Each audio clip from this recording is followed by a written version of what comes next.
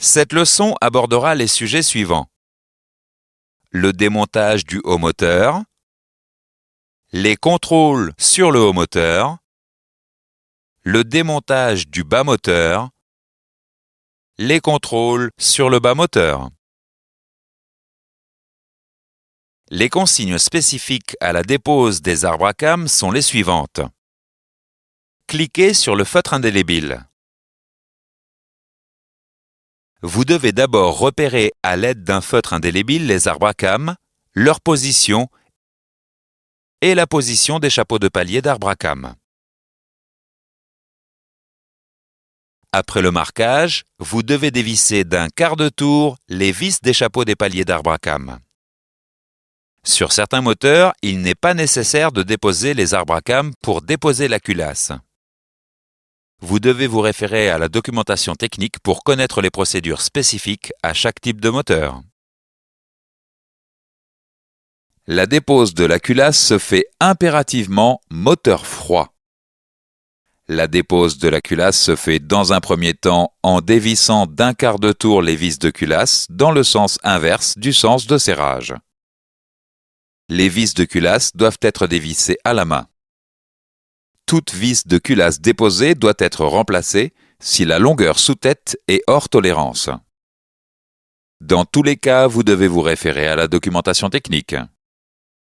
Cliquez sur le maillet pour déposer la culasse. La culasse se dépose en la soulevant simplement du bloc cylindre. Il peut être nécessaire d'utiliser un maillet en plastique afin de la décoller. Une fois la culasse déposée, vous devez la placer sur un banc approprié pour éviter de l'endommager. Voyons enfin le démontage des soupapes. Il faut repérer l'ensemble des éléments lors du démontage. La dépose des soupapes nécessite des outillages spécialisés pour compresser les ressorts des soupapes, déposer les joints et chasser les soupapes. Vous devez prendre soin de ne pas endommager les plans de joint pendant la dépose des soupapes. Dans tous les cas, vous devez vous reporter à la documentation technique pour connaître les procédures de dépose des soupapes. Faisons maintenant un exercice avant de continuer.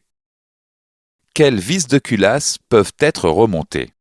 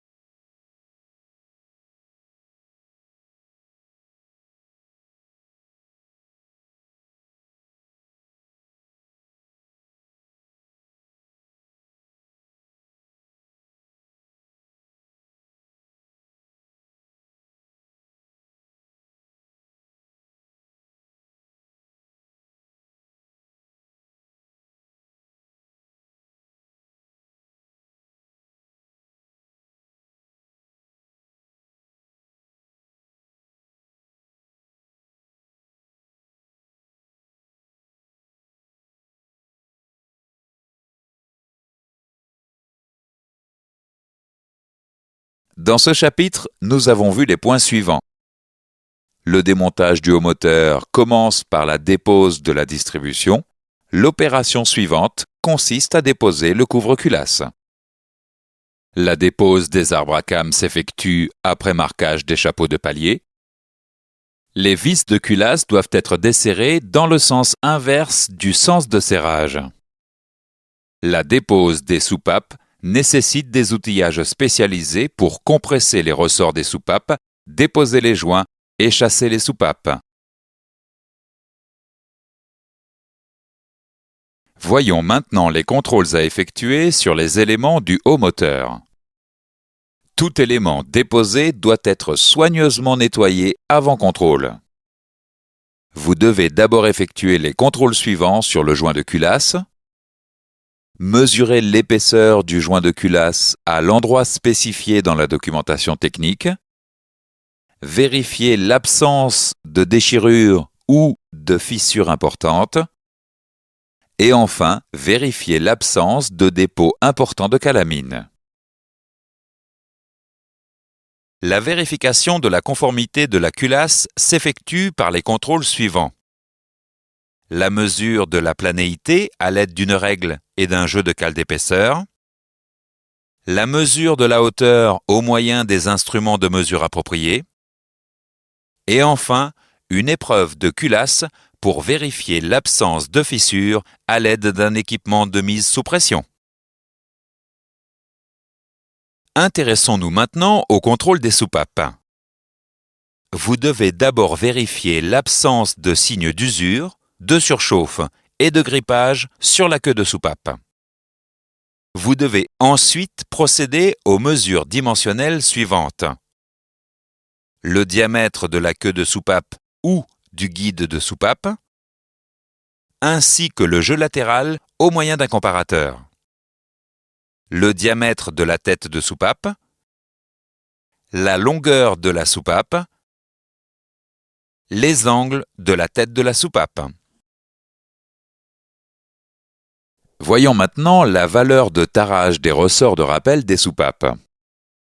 Cliquez sur le ressort. Vous devez mesurer la longueur totale du ressort au repos avec un pied à coulisse. Vous devez enfin mesurer le tarage du ressort à l'aide d'un outil de tarage des ressorts et vérifier que la valeur est dans la tolérance. La vérification de l'étanchéité des sièges de soupape s'effectue de la manière suivante. Vous devez d'abord verser le carburant dans la cavité où sont logées les soupapes. Ensuite, vérifiez l'absence de fuite de carburant au niveau des queues de soupape. La mesure du retrait des soupapes se fait à l'aide d'un outillage spécialisé équipé d'un comparateur. Vous devez vérifier que la mesure obtenue sur chaque soupape est comprise dans la tolérance. La mesure doit s'effectuer sur la tête de soupape au plus proche de son axe. Intéressons-nous maintenant au contrôle sur l'arbre à cames. Vous devez en premier lieu vérifier l'absence de signes d'usure, de surchauffe et de grippage sur les cames et les paliers. Cliquez sur l'arbre à cames.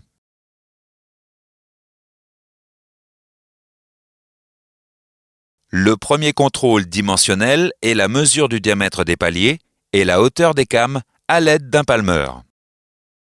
Le deuxième contrôle consiste à mesurer le voile de l'arbre à cames au moyen des V appropriés et d'un comparateur installé sur son support. Vous devez ensuite mesurer le diamètre interne des paliers de l'arbre à cames.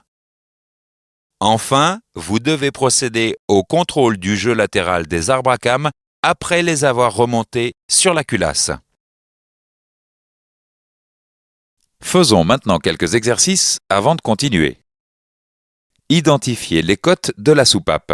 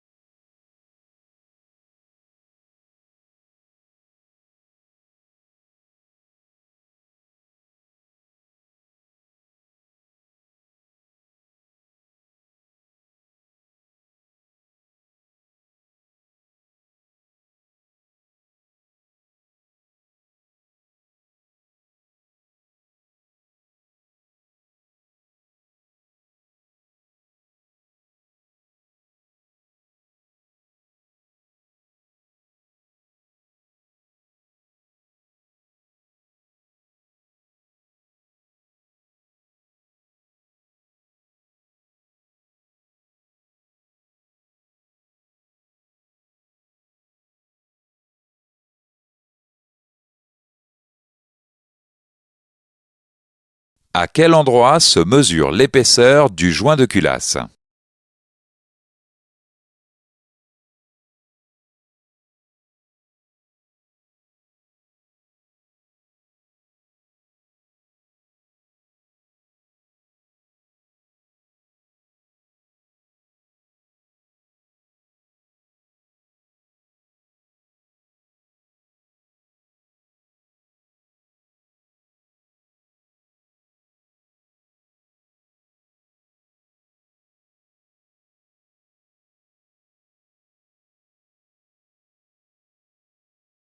Dans ce chapitre, nous avons vu les points suivants. Le contrôle du joint de culasse implique la vérification de l'épaisseur du joint de culasse, de l'absence de déchirure, de fissures et de dépôts importants de calamine. La vérification de la conformité de la culasse s'effectue en mesurant sa planéité, sa hauteur et en contrôlant l'épreuvage. Les contrôles dimensionnels sur les soupapes impliquent de vérifier préalablement l'absence de signes d'usure et de grippage. La valeur de tarage des ressorts de soupape doit être dans la tolérance. La mesure du retrait des soupapes s'effectue sur la tête de soupape au plus près de son axe. Les contrôles sur l'arbre à cames comprennent le contrôle de l'usure, la mesure des diamètres des parties tournantes, de la hauteur de came et du voile. Voyons maintenant le démontage du bas moteur. La première opération consiste à déposer les accessoires équipant le moteur, poulie du vilebrequin et volant moteur compris.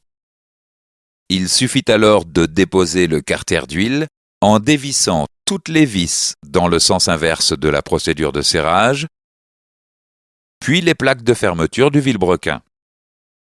La dernière opération avant la dépose du vilebrequin consiste à déposer la plaque anti-émulsion, puis la pompe à huile. Faisons maintenant un exercice avant de continuer. Classez dans l'ordre les opérations de dépose du vilebrequin.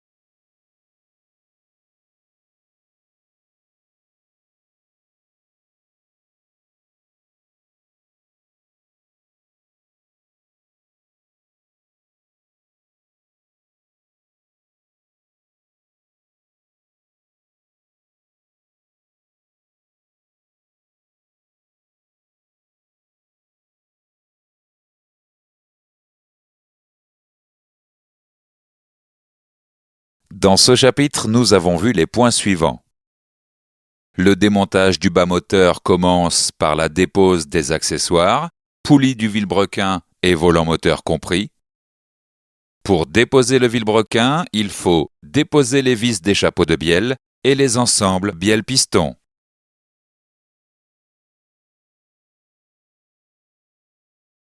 Voyons maintenant les contrôles à effectuer sur les éléments du bas moteur. Les contrôles à effectuer sont les suivants. Les signes de corrosion, grippage sur l'ensemble des pièces démontées. Les fissures sur le vilebrequin. Les rainures sur les parties tournantes du vilebrequin. Les rainures ou traces de surchauffe sur les paliers et coussinets. Les marques de surchauffe ou de rayures sur les pistons. Et les déformations des bielles. Contrôlons maintenant le carter cylindre. Le carter cylindre doit systématiquement être nettoyé avant toute opération. Cliquez sur l'outil de mesure. Les contrôles à effectuer sont les suivants. Mesurer le diamètre nominal de chaque cylindre. Mesurer l'ovalisation de chaque cylindre.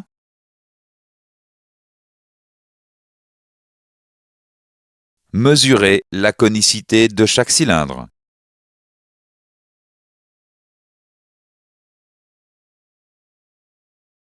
Vous devez utiliser les instruments de mesure appropriés et réaliser les mesures en 3 points du cylindre suivant 2 directions. Vous devez dans tous les cas vous reporter à la documentation technique. Contrôlons enfin le vilebrequin. Le vilebrequin doit être nettoyé systématiquement avant toute opération. Cliquez sur chaque instrument de mesure clignotant. Vous devez réaliser les contrôles suivants. Mesurez le diamètre nominal des manetons et des tourillons du vilebrequin.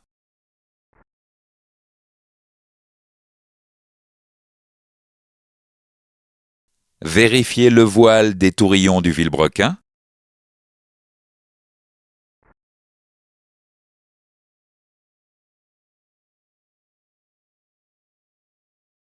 Mesurez la pente des tourillons du vilebrequin. Enfin, mesurez l'ovalisation sur les manetons du vilebrequin. Vous devez utiliser les instruments de mesure appropriés. Vous devez dans tous les cas vous reporter à la documentation technique. La suite des contrôles sur le vilebrequin se fait de la manière suivante. Positionnez le vilebrequin dans le carter cylindre ainsi que les chapeaux de palier. Serrez les chapeaux de palier dans l'ordre et au couple préconisé. Contrôlez le jeu latéral et le jeu radial du vilebrequin. Sur certains moteurs, vous devez impérativement contrôler la hauteur des manetons du vilebrequin en cas de remplacement des pistons ou des bielles. Enfin, vous devez mesurer le dépassement des pistons au moyen d'un outillage spécialisé équipé d'un comparateur. Vous devez vérifier que la mesure obtenue sur chaque piston est comprise dans la tolérance. Dans tous les cas, vous devez vous reporter à la documentation technique. Faisons maintenant quelques exercices avant de continuer. Quels coussinets peuvent être remontés?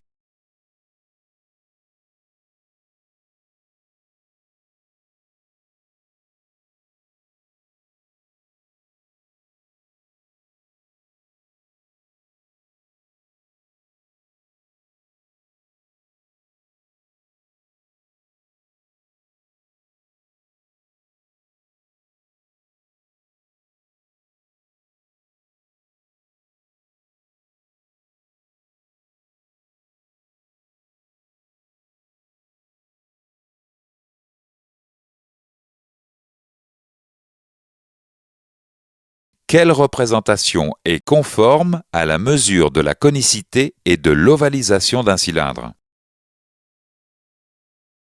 Dans ce chapitre, nous avons vu les points suivants. Les contrôles à effectuer s'appliquent aux signes de surchauffe, corrosion, fissure, grippage et tout type de marque sur l'ensemble des pièces démontées. Les contrôles sur le carter cylindre consistent à mesurer le diamètre nominal de chaque cylindre, son ovalisation et sa conicité. Les contrôles sur les pistons consistent à mesurer leur diamètre nominal, le diamètre nominal des têtes et pieds de bielle et le diamètre de l'axe de piston. Les contrôles sur le vilebrequin consistent à mesurer le diamètre nominal et l'ovalisation des manetons, le voile, l'ovalisation et le diamètre des tourillons. Les autres. Cette leçon est maintenant terminée. Les contrôles sur le vilebrequin consistent à mesurer le diamètre nominal et l'ovalisation des manetons, le voile, l'ovalisation et le diamètre des tourillons. Les autres mesures à effectuer sur le vilebrequin sont celles du jeu latéral et du jeu radial du vilebrequin, de la hauteur des manetons et du dépassement des pistons.